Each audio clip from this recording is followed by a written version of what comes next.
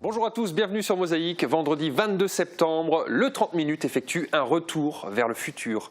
D'un côté, on presse des pommes, comme on le fait depuis des millénaires. De l'autre, on ouvre une école pour former des professionnels du jeu vidéo. Pour trouver une place dans cette rupture du continuum espace-temps, je vous suggère de rester dans votre canapé et d'accueillir avec moi celle qui tient la boule de cristal du web 2.0, la voyante de nos réseaux sociaux. C'est Marie-Laurence. Salut Marie. Salut. Est-ce que tu vas bien? Très bien, merci. Eh ben, super. Alors je te propose d'entrer dans la 4e dimension. 112 secondes d'infos en bref, compilées en 60 secondes. La réfection du parking aérien du Carré Louvain va bon train après avoir arraché le béton. Une nouvelle étanchéité est en cours de pose. D'ici quelques jours, l'entreprise Cola posera l'enrobé. Les matériaux utilisés répondent aux dernières normes en vigueur et devraient éviter de nouveaux déboires. 90 places de stationnement seront libérées prochainement, ce qui n'est pas négligeable en cœur de ville. Le Cidem résorbe sa dette à hauteur de 2,6 millions d'euros. L'exercice 2016 a été clôturé avec un excédent appréciable, ce qui permet de résorber une partie de la dette liée au coût de démarrage de certains équipements, comme l'unité de méthanisation Métavos 1. Le retour à l'équilibre est attendu sur l'exercice 2017. Et si on se baladait de ferme en ferme dimanche? Plusieurs exploitations de Moselle-Est ouvrent leurs portes au public. L'occasion de visiter et de déguster de nombreux produits du terroir et de humer le bon air de nos campagnes. E-sport à Frémin forme de futurs joueurs professionnels de jeux vidéo. C'est l'école privée BPC ESC qui propose cette originalité. 24 élèves y participent. Ils sont en totale immersion pendant 10 mois en internat, histoire de favoriser cette notion de communauté inhérente au monde des gamers. 400 litres de soupe à déguster au marché ce matin. Les élèves de Bac Pro avaient épluché tomates, carottes, navets, pommes de terre pour préparer cette importante quantité de soupe. Ils l'ont offerte gracieusement avec le sourire au marché de Sarreguemines. Le lycée Simon-Lazare participe chaque année à cette fête de la gastronomie. Vendredi 22 septembre, l'été fait un sursaut. Ce soir, je vous propose d'aller faire un tour en terrasse vers 20h au terminus à Sarreguemines, juste avant que ne commence le cabaret. The Cat's Back sort son chapeau haut de forme et dégaine son accordéon. Et promis, cette chanteuse n'appellera pas la pluie. Voici les prévisions pour demain. Avec le Crédit Mutuel, partenaire des grands événements sportifs.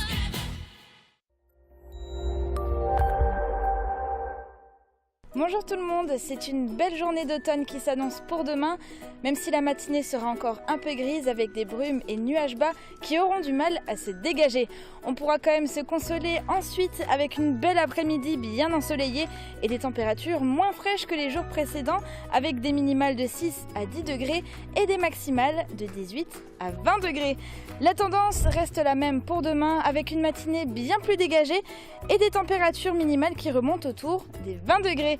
Demain, nous sommes le samedi 23 septembre et nous fêtons les constants. Le soleil nous accompagnera de 7h20 à 19h27. Je vous souhaite à tous un excellent week-end. À lundi.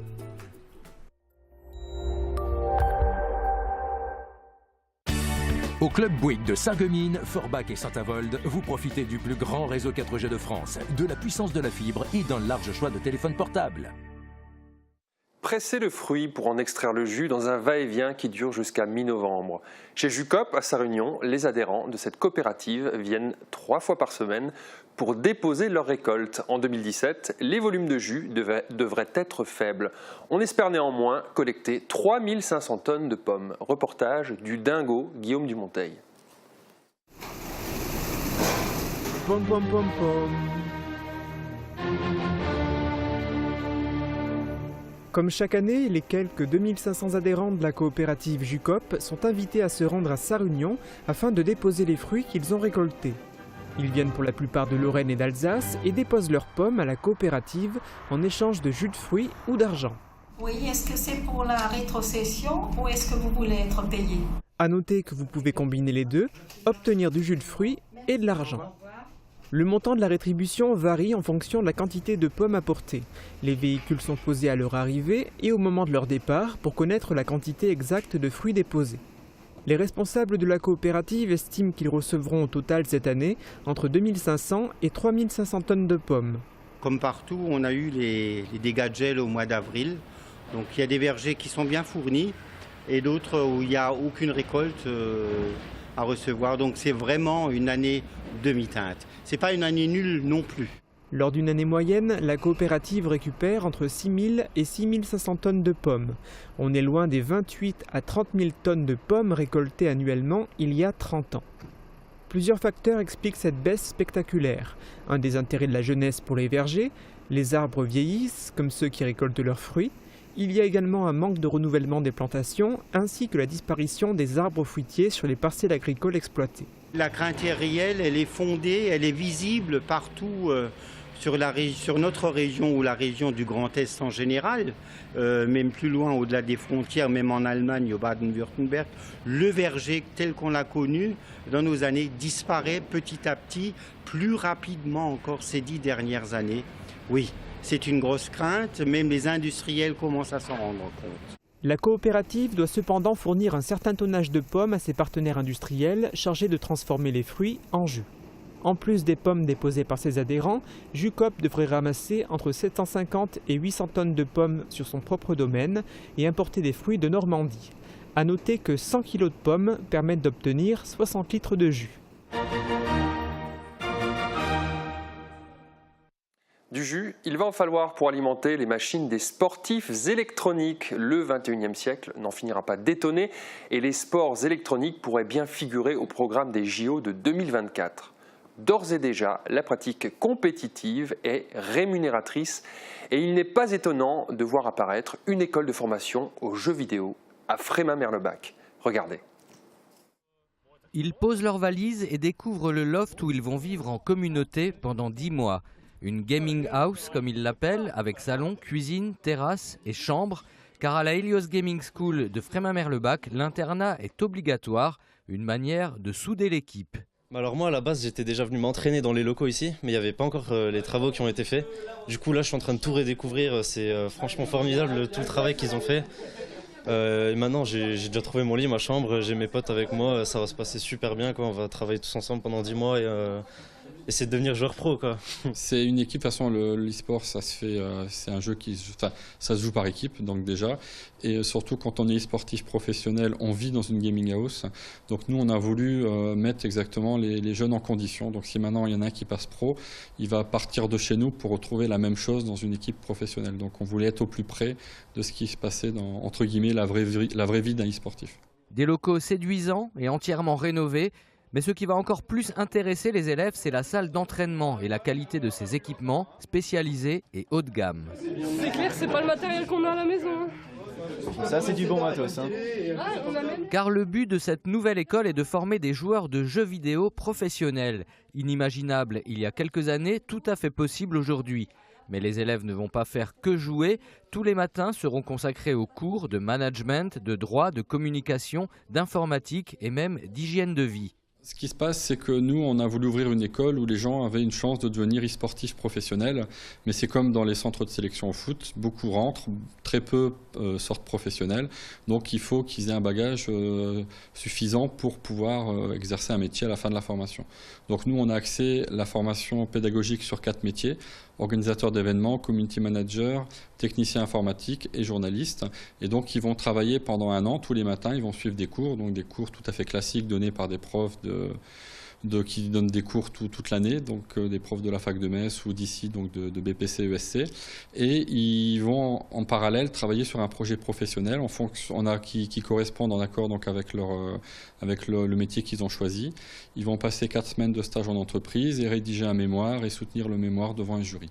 Seuls les tout meilleurs pourront devenir joueurs professionnels, mais la formation complète, offrant plusieurs débouchés possibles, a de quoi rassurer les élèves comme leurs parents. Sportif électronique ou community manager, des métiers qui émanent directement de cette grande toile qu'est Internet, où chacun peut tisser un réseau et poser des questions sur Facebook. Ça y est, c'est le début de l'automne, on va tout doucement commencer à rallumer notre chauffage. Et on voudrait savoir sur Mosaïque comment vous vous chauffez chez vous et si vous savez que depuis début septembre, une nouvelle prime existe. Elle s'appelle la prime coup de pouce économie d'énergie et elle va vous aider à financer certains travaux d'économie d'énergie comme changer de chaudière ou ce genre de choses. Et on voudrait savoir si vous allez vous en servir ou si vous allez préférer garder votre chauffage traditionnel. Moi personnellement, j'ai testé le chauffage numérique et je peux vous dire que ça marche pas des masses. Répondez-nous en commentaire et on verra tout ça sur Mosaïque. Alors Marie, se chauffe à quoi nos internautes ? Alors pour Kinette, c'est chauffage au fioul et elle ajoute « Nous avons investi dans un thermostat intelligent connecté qui nous permet de gérer la température de la maison à distance et d'analyser notre consommation. Et pour Michel, il n'y a rien de mieux que le chauffage au bois. » Ok, d'autres sujets ont fait parler sur notre page Facebook cette semaine ? Oui, et on commence avec l'augmentation des prix des billets des TER. Plusieurs internautes y sont confrontés. Daniel nous écrit « Je payais 9 châteaux Nancy-Metz, Sarreguemines et retour 21 €. Maintenant, je paye 9 châteaux Nancy et retour 24,50 €. Michael, lui, il paie 4,70 € pour se rendre à Rohrbach, alors qu'avant, c'était 3,20 €. Et il y en a certains qui optent pour le bus comme Ursule ou la voiture comme Lalo qui nous répond « À l'époque où j'étais au lycée, on payait moins de 10 € le billet pour Metz. Franchement, vous vous foutez de qui? Autant y aller en voiture, l'essence revient moins cher. » Ok, est-ce qu'il y a eu des publications plus réjouissantes ? Oui, alors on n'annonce pas seulement des mauvaises nouvelles sur Mosaïque. Hier, on vous a présenté des jumelles qui ont ouvert leur salon de coiffure à Louperchouse. Sur les réseaux sociaux, elles ont déjà beaucoup de succès. Le reportage compte près de 10 000 vues. Il a été partagé des dizaines de fois et on peut lire plusieurs commentaires encourageants pour les deux sœurs. Bravo les filles, des gens viennent de partout, même du Beach Island. Super les jumelles, succès mérité. Et plusieurs de nos internautes ont rendez-vous au miroir aujourd'hui, notamment Sylvana et le mari de Céline. Elles espèrent être satisfaites du résultat. Ok. Cet après-midi, une nouvelle question sur Facebook ? Oui, alors on voudra connaître vos anecdotes avec vos animaux de compagnie et je pense que la prochaine chronique nous fera bien rire. Évidemment. Merci Marie. On reste ensemble pour faire le tour de l'actualité en Moselle-Est.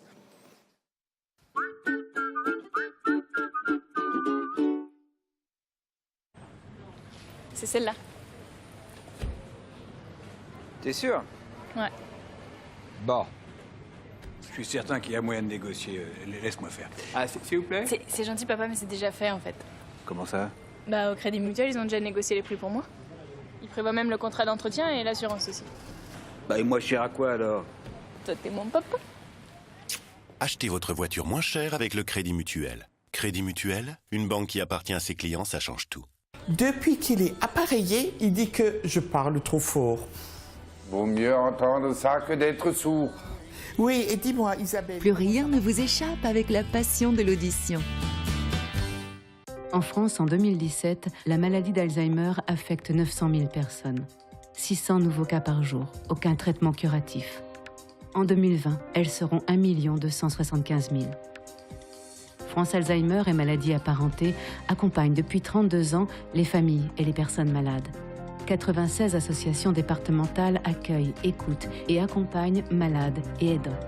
Ensemble, tout devient possible. Agissons contre l'oubli.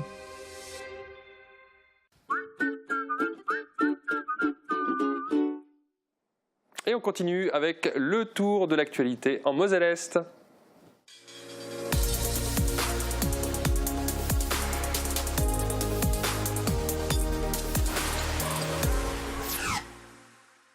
Il y a bien des aides, mais elles ne couvrent jamais tout. Et donc, il est difficile de financer parfois des aménagements de la maison pour pouvoir aider Nathan dans son quotidien, pour pouvoir nous soulager et soulager notre dos également.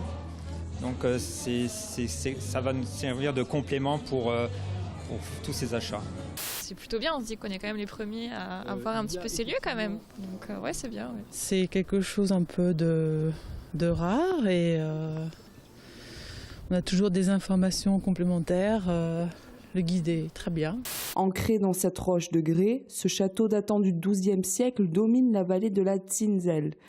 L'incendie de 1564 et l'invasion des troupes de Mansfeld lors de la guerre de 30 ans laissent de cette résidence des ruines. Ruines que des milliers de visiteurs ne cessent d'apprécier tous les ans. Au début du XXe siècle, à la croisée de deux époques, alors que le sabot vit ses dernières années et que la publicité en est à ses débuts, La chaussure en bois apparaît dans les journaux sur des affiches. Elle devient même un atout commercial. Je voulais montrer la paysanne, la fermière, et ça donne effectivement un côté rajoute un côté de campagne, quoi, de ruralité, voilà, et d'authenticité. Depuis 10 ans, François Azembourg et les souffleurs de verre de Meisenthal travaillent ensemble ce vase aux formes aléatoires. On est dans une espèce de contraction entre la production et la recherche. En même temps qu'on produit, on est constamment aussi sur des situations de recherche. On a, je dirais, l'effectif pour jouer à monter. Maintenant, il faut juste que les filles soient là régulièrement à l'entraînement. On va surclasser 3 cadettes aussi pour intégrer les jeunes dans l'équipe. Et puis donc ça fait un potentiel d'une dizaine de filles qui devrait permettre de jouer le haut du tableau. C'est jouable, donc je dirais il ne faut pas qu'on se loupe sur les premiers matchs alors qu'on a déjà les premiers matchs, le calendrier est assez difficile. La démission de Florian Philippot fait réagir à Forbach. Éric Villain, conseiller municipal et régional, a mené en 5 ans de nombreuses campagnes électorales aux côtés de l'ex numéro 2 du FN. Ce matin, il se dit déçu. Je pense que ça va affaiblir le front, mais aussi beaucoup d'enthousiasme parce que je pense que de redémarrer une nouvelle aventure avec Florian, parce que Florian ne va pas rester sans rien faire, c'est pas le genre de garçon à ne pas être actif. C'est beaucoup de plaisir. Il est évident qu'aujourd'hui, le front revient, se rediabolise, donc Florian n'y avait plus sa place de toute façon. 4 millions d'euros ont été débloqués pour mettre en place le tout numérique dans 50 établissements pilotes.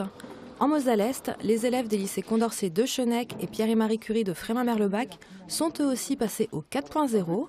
Un dispositif que la région espère étendre aux 355 lycées du Grand Est d'ici 4 ans. Aujourd'hui, c'est un parcours somnolence et un simulateur de conduite que Karima fait essayer au public. Et pour certains, la conduite écolo n'est pas encore acquise. Fatima devrait peut-être penser à laisser le scooter de côté pour un moyen de transport plus écolo, le vélo. Les rôles sont en effet inversés. Ce sont les opérateurs qui coachent leurs supérieurs. Sur les 6000 m² de l'usine forbachoise, ces derniers s'essayent à la production avec plus ou moins de succès. On est tous contents de la faire une fois par an et que tous les ans, on a quand même beaucoup de salariés qui viennent. Donc je dirais que c'est bien preuve qu'on est capable de faire des belles actions ensemble et de tous être sur chaîne. Et on voit que quand on est cadre parisien sur chaîne, ça peut être vite catastrophique. La salle de la Concorde est pleine à craquer pour cette première réunion publique. Objectif, présenter le réseau d'un point de vue technique, mais aussi les différentes offres commerciales proposées par Fibraglo et adaptées aux besoins de chacun. Au choix, Satu, Dua, Tiga ou Débit pour uniquement la télévision, l'internet, les 2 services à la fois ou les 3 avec en plus le téléphone.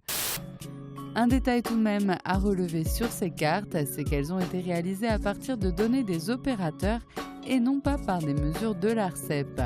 Une carte qualité mesurée par l'ARCEP est tout de même disponible, mais beaucoup moins précise. Les données chiffrées concernent toute la France et il n'est plus possible de zoomer sur les communes. Après un CAP et un brevet professionnel de métier de la pierre, le voilà devenu tailleur de pierre. Une profession qui l'amène, chantier après chantier, à donner un nouvel éclat à des monuments, parfois vétustes, qui auraient pu sombrer dans l'oubli. Il y a beaucoup de monuments qui ont une signification, donc ça serait dommage de perdre ça, c'est ce qui fait la force de la France, c'est l'histoire.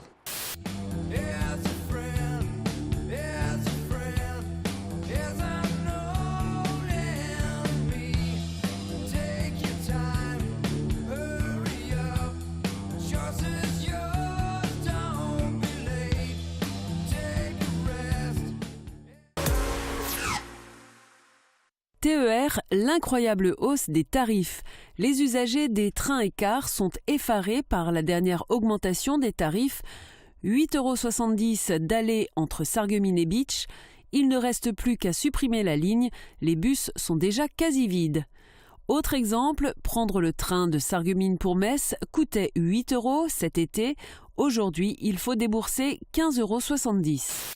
2 sœurs jumelles font d'une épicerie un salon de coiffure.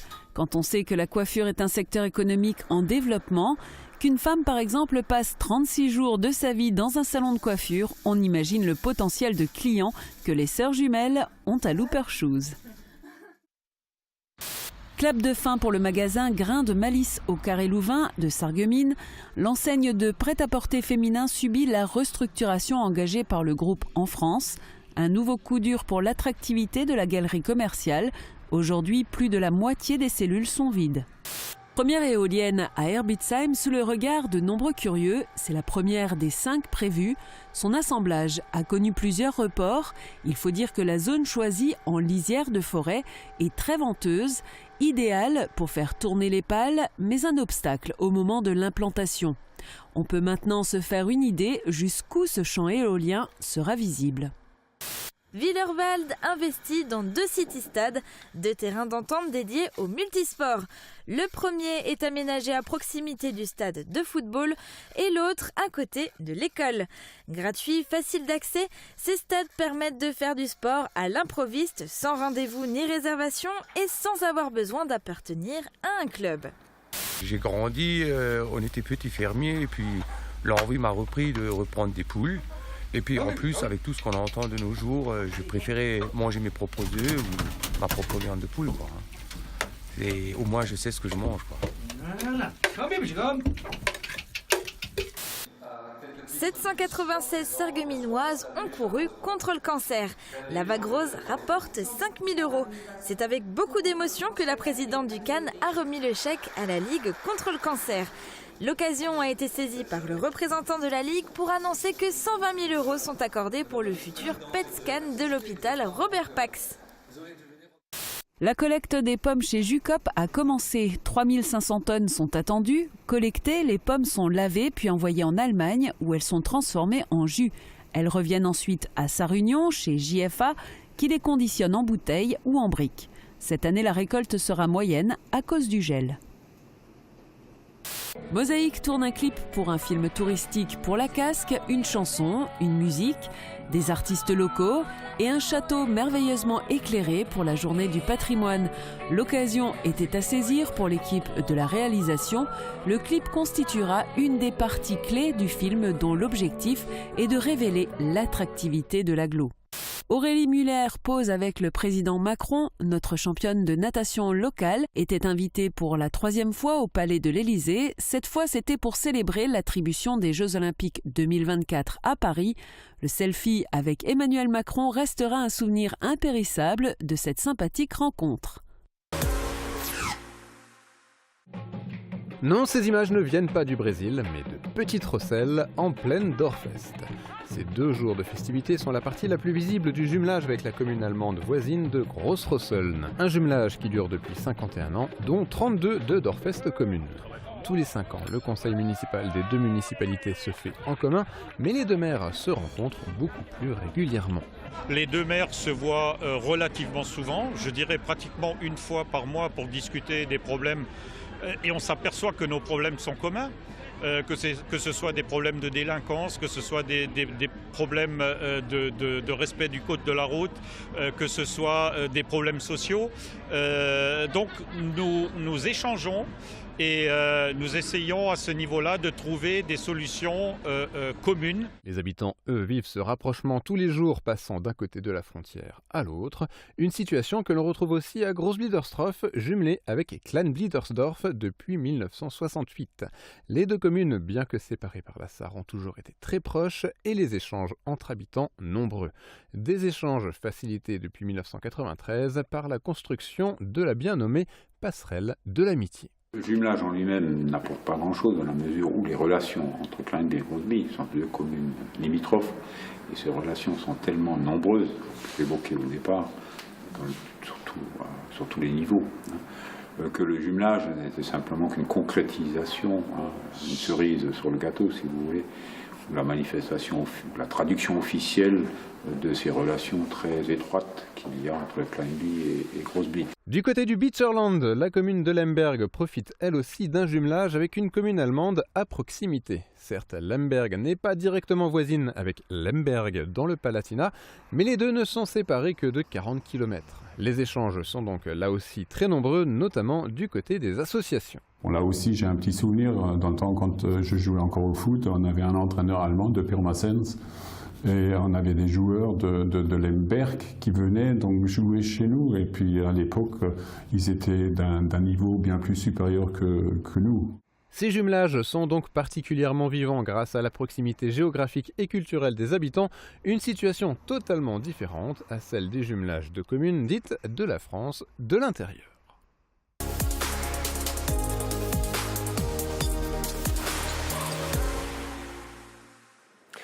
La marche, c'est un moyen d'explorer le monde ou de le quadriller quand il s'agit d'une marche militaire. Le son des bottes sur le pavé ou le son d'un pas dans la neige ne porte pas le même message de liberté et la chaussure trouée du vagabond marque la limite de l'accessoire de mode. Aujourd'hui, notre plate-bande cherche chaussures à son pied.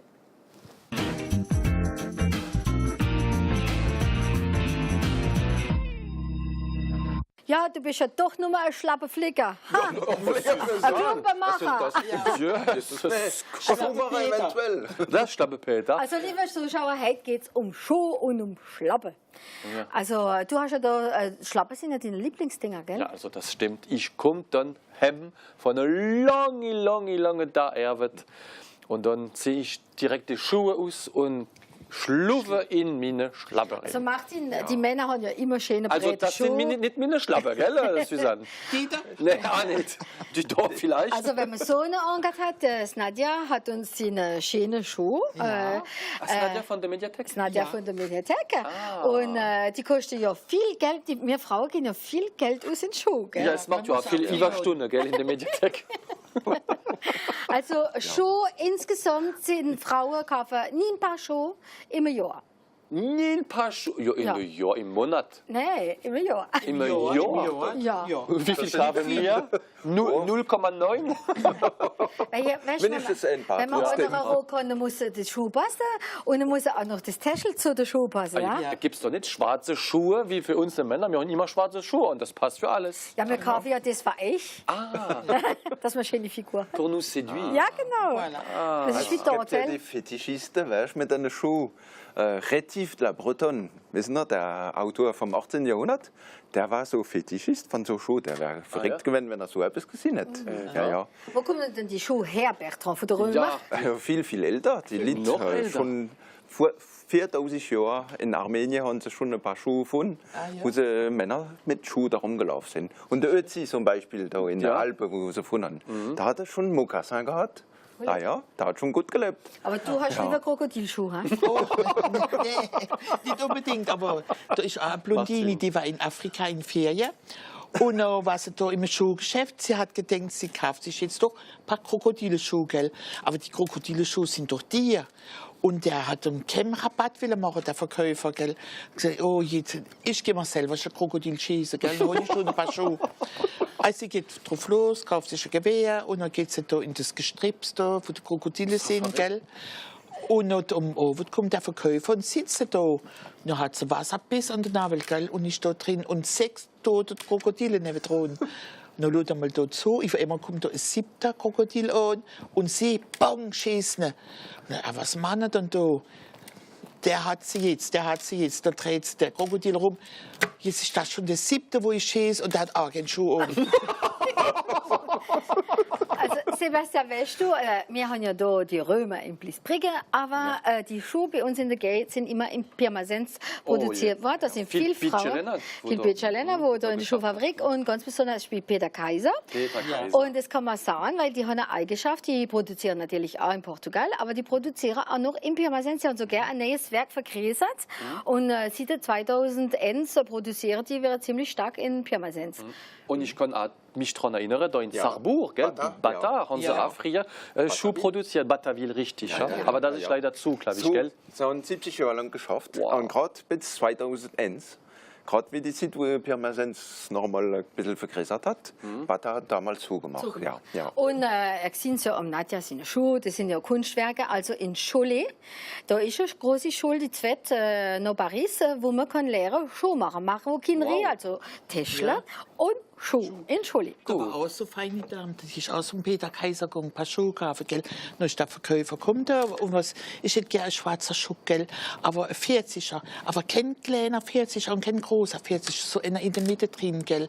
Ja, er bringt so ein paar Schuhe, aber nicht der Absatz ist so hoch, wissen Sie, ich will der Absatz nicht so hoch, aber auch nicht so tief, gell, so in der Mitte drin. Ja, da geht wieder drauf los, dann kommt er wieder, ja, aber ich hätte gerne den Absatz nicht so spitz, gell, so ein bisschen rund, aber nicht zu rund und nicht zu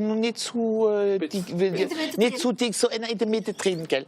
Da kommt er wieder mit ein paar, gell, ganze Hufe da und dann sagt oh, die sind mir aber alt, viel zu spitz vorne. Ich hätte gerne vorne ein bisschen rund, wissen, aber nicht zu rund und nicht zu spitz, so in der Mitte drin, ja, du hast gefunden. Und dann bringt er wieder, ja, Monsieur, ich hätte aber gerne einen Schnall vorne drauf, aber wissen Sie, die Schnall so nicht zu rechts, nicht zu links, so in der Mitte drin, gell.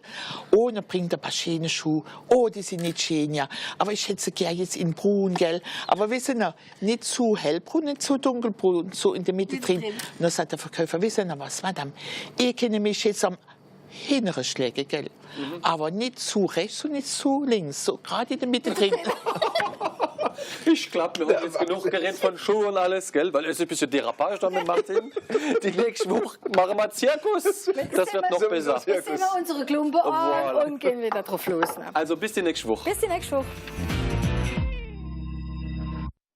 La consommation annuelle de chaussures en France se compte en centaines de millions. Des produits souvent difficiles à recycler tant il y a de matériaux différents qui entrent dans la fabrication. Les chaussures, ce n'est pas le sujet de notre JT SIDEM. Aujourd'hui, on s'intéresse tout particulièrement à l'usine Metavos 1. Excellente fin de programme et bonne journée à tous.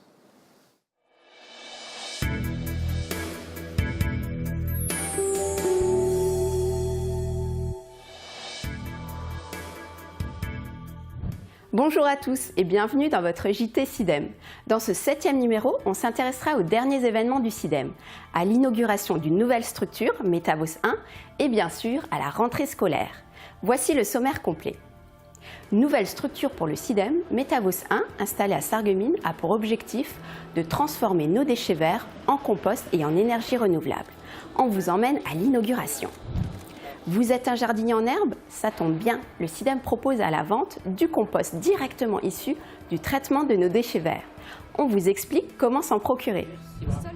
Et puis, la Minute du Tri s'intéressera au tri des ampoules et des néons. Pas facile de savoir quoi faire de nos différents types d'ampoules. Pas de panique, Mara nous explique tout. C'est l'heure du résultat, celui de la grande collecte de piles usagées lancée par le SIDEM à l'occasion de la Journée européenne du recyclage des piles. Et puis, c'est aussi le retour à l'école. Justement, à l'occasion de la rentrée scolaire, nous avons voulu savoir si les affaires de classe éco-responsables faisaient partie de votre liste d'achat. Nous écouterons vos réponses. Le SIDEM donne rendez-vous aux écoliers du secteur dans sa nouvelle serre pédagogique, un espace ludique pour découvrir les plantes et leur environnement. On s'est glissé dans une visite scolaire. Et comme à chaque rentrée, nous ferons le point sur le nouveau défi que le SIDEM lance aux écoles primaires. Cette année, le thème s'intitule « La nature s'habille ». On vous en dit plus dans notre JT. Pour commencer ce JT, on part à la découverte d'une structure du SIDEM, Metavos 1. Il s'agit d'une unité de méthanisation installée à Sarreguemines, qui traite et valorise les déchets verts et déchets agricoles. Concrètement, elle permet la transformation de ces déchets en compost, en engrais liquide et la production de biométhane. Le biométhane est injecté en continu depuis le début de l'année dans le réseau public de gaz naturel. Et l'inauguration de l'installation a eu lieu récemment, à l'occasion de la fin de la phase de mise en service du site. On vous y emmène.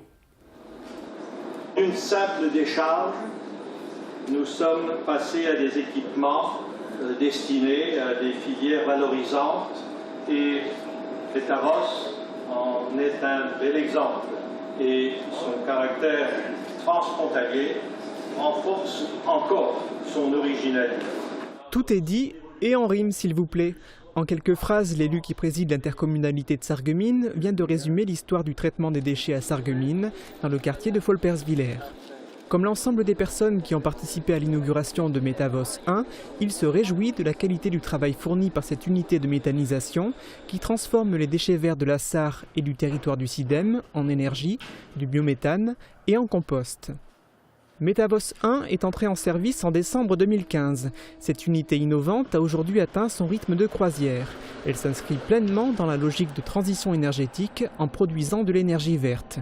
La construction de Metavos 1 a coûté 3,13 millions d'euros. Pour financer cet équipement, le SIDEM a pu compter sur des partenaires qui ont apporté près de la moitié de la somme requise. Il s'agit de son homologue sarrois, EVS, de l'Europe et de la région Grand Est. Mesdames, Messieurs les élus, croyez que nous faisons tout pour optimiser notre fonctionnement, avec comme seul objectif la maîtrise du coût. Après avoir reçu des critiques concernant le montant de ses dépenses, le SIDEM fait tout pour redorer son image. Nous valorisons et nous vendons du biométhane sur le réseau. Et ça permet de couvrir l'investissement et au fond de traiter le déchet vert à un coût qui est moindre que celui que nous avions en ne faisant que du compostage. En 2014, le SIDEM et le groupe Lingenelt ont créé la société Metavos. L'objectif est de construire des unités de méthanisation comme celle qui vient d'être inaugurée à Sarreguemines. Le but, c'est d'avoir beaucoup d'autres Metavos qui vont se construire ailleurs et le SIDEM aura des retours sur les dividendes sur ses ventes. Et ça, on est bien parti puisqu'il y a déjà 2 contrats qui ont été signés et un deuxième méthaniseur qui va être mis en service d'ici 3-4 mois sur le zoo de Thoiry. Il y en a un autre qui va commencer d'ici, juste après au sud de Paris. Il y en a un sur la région de Strasbourg qui est en gestation. Le marché semble donc porteur, d'autant que le gouvernement a fixé à GRDF, l'opérateur de distribution de gaz en France, l'objectif d'injecter dans les réseaux d'ici 2030 10% de gaz vert. Les perspectives concernant l'utilisation du biométhane sont donc favorables. Le lancement de Metavos 1 fait partie des temps forts qui ont rythmé l'année 2016 pour le SIDEM. D'ailleurs, le rapport d'activité 2016 vient de paraître et le bilan est positif. L'exercice de l'an passé a été clôturé avec un excédent de près de 2,6 millions d'euros, ce qui permet de résorber une partie de la dette liée au coût de démarrage et un retour à l'équilibre en 2017. Tous les détails du rapport d'activité 2016 sont disponibles sur le site internet sidem.fr. Cette année encore, le SIDEM propose aux habitants du secteur d'acheter du compost issu du traitement et de la valorisation des déchets verts. On peut dire que c'est un juste retour à la terre. Comment faire pour en profiter? On vous explique tout dans ce reportage. Que vous soyez un particulier, une collectivité ou un professionnel du secteur, le SIDEM met à votre disposition un compost local. Il est issu du traitement des déchets verts récupérés dans les déchetteries du territoire. Pour en profiter, il vous suffit de vous rendre sur l'un des 3 points d'approvisionnement, le site de Sarreguemines-Folperswiller, le site de Sarralbe ou le site de Folquemont. La valorisation des déchets verts permet d'obtenir un compost de qualité répondant à la norme AFNOR NFU 44051. La vente se fait au tarif unique de 10 € la tonne. Conseil pratique, pensez à votre matériel de chargement tel que pelle et seau ou remorque, mais certains habitants sont déjà habitués. Je viens chercher ici la compost pour le jardin, je jardine à la maison encore et c'est la bonne terre pour le jardin. Le prix est correct, je ne paye pas trop cher et c'est correct, je trouve. Oui. Ce compost convient parfaitement aux plantes en pot, aux légumes du potager, aux fleurs, aux arbres fruitiers, aux arbustes et aux gazons. Astuce de jardinier, mélangez 1/4 de compost pour 3/4 de terre lors des plantations. Une fois approvisionné, il ne restera qu'à user de votre huile de coude. Cet été, vous avez peut-être croisé les experts du tri de l'agglomération de Sarreguemines. Ils étaient présents lors du week-end de la Saint-Paul à Sarreguemines. Installés sur leur stand, ils avaient pour mission de récupérer les déchets des autres stands et de les trier directement sur place. L'occasion de sensibiliser le public lors de grands événements et de valoriser les gestes de tri. Ils n'ont pas oublié de peser les différents types de déchets afin d'établir un comptage précis. Et maintenant, je vous propose de faire la connaissance d'une autre experte en matière de tri des déchets. Il s'agit de Mara, notre nouvelle chroniqueuse de la Minute du Tri. Dans ce numéro, elle nous éclaire sur la destination des ampoules en fin de vie. Mara, c'est à toi.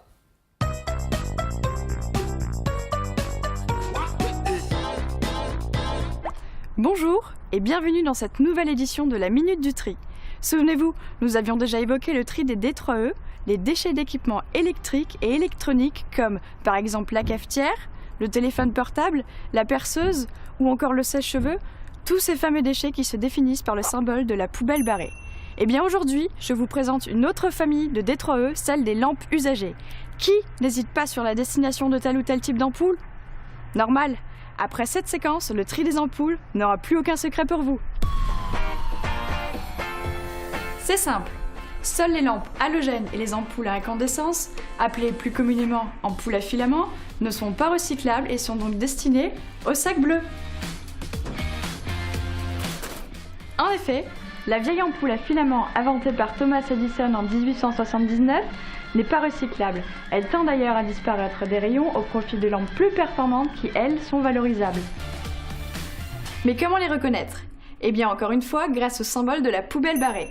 Si ce symbole est sur votre ampoule, cela signifie qu'elle ne doit ni être jetée dans les résiduels, ni dans le conteneur à verre. Parmi les ampoules recyclables, nous retrouvons les néons, les lampes LED, ou encore les ampoules fluorescentes, les lampes à iodure métallique, les lampes sodium haute pression, et bien d'autres encore. Elles sont à déposer en déchetterie, ou alors dans les points de collecte spécifiques en magasin. Le recyclage des lampes est d'autant plus nécessaire que la plupart des ampoules contiennent des métaux lourds, notamment du mercure. Donc pensez à notre environnement et recyclez vos lampes usagées. Vous saviez que les lampes à économie d'énergie se recyclent à plus de 90% de leur poids? Et oui, nos déchets ont de la ressource. Alors ayez le réflexe du tri et adoptez les bons éco-gestes. Quant à Mara, nous la retrouverons dans une prochaine émission pour de nouveaux conseils pratiques.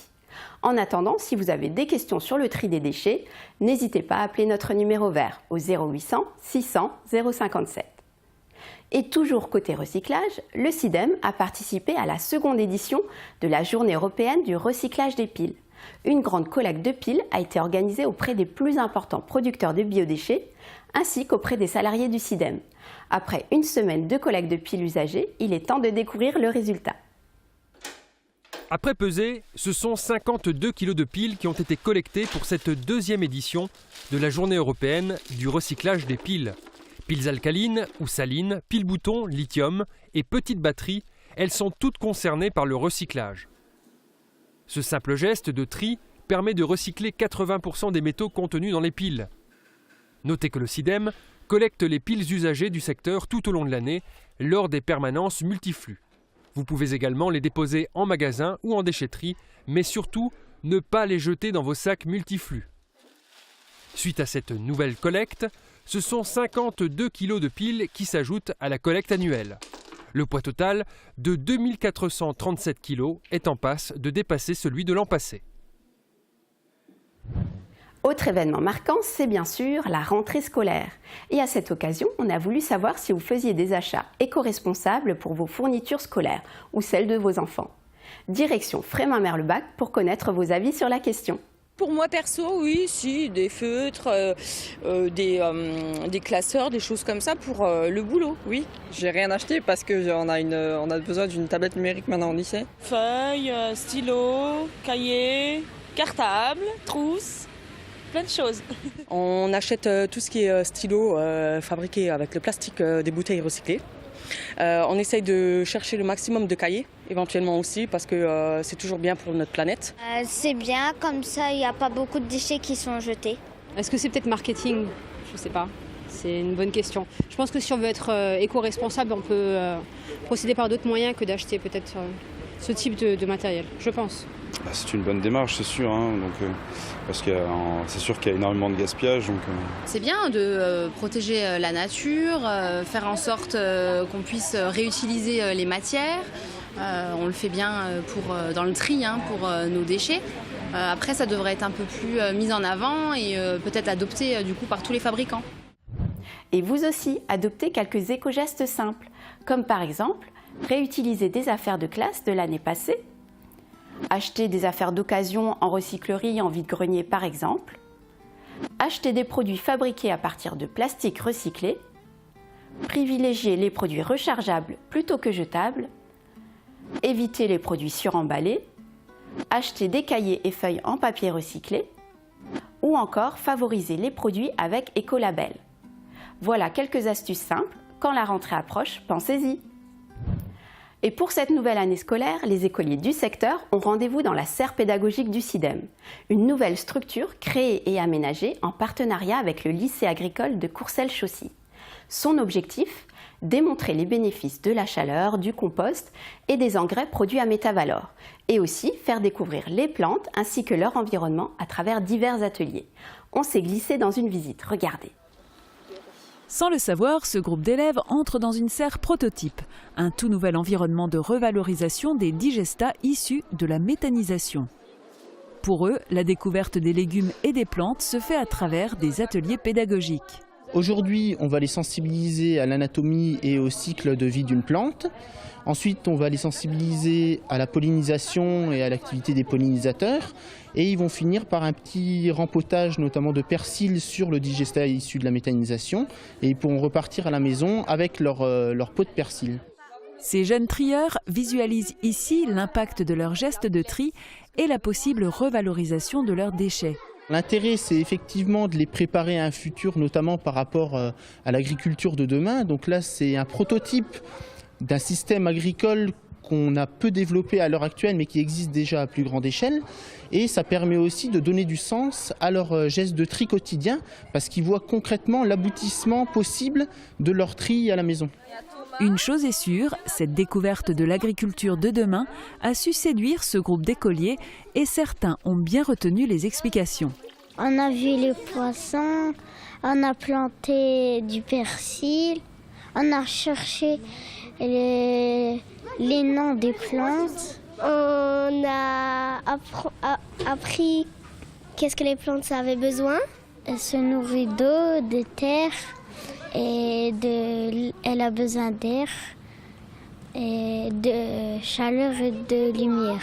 Ce que j'ai préféré ce matin, c'est planter le persil. J'ai préféré quand on a cherché les mots de la plante et parce que c'était un peu difficile et j'ai aimé. Vous avez vu les fleurs de tomates ? Oui. Elle vous a expliqué tout à l'heure. Et les écoles primaires du territoire ont déjà du travail, puisque le nouveau concours pédagogique édition 2017-2018 est officiellement lancé. La nature s'habille, c'est le thème de cette nouvelle édition. 2 possibilités pour les candidats. Créer un épouvantail pour le jardin potager du Centre transfrontalier d'éducation à l'environnement ou créer un animal faisant partie d'une espèce menacée. Seule consigne, les créations doivent être réalisées à partir de textiles d'habillement, de linge de maison et de chaussures usagées. Une nouvelle aventure dont on parlera prochainement. C'est déjà la fin de notre 7e numéro. Rendez-vous en décembre pour tout savoir sur l'actualité du CIDEM. En attendant, n'oubliez pas, nos déchets ont de la ressource.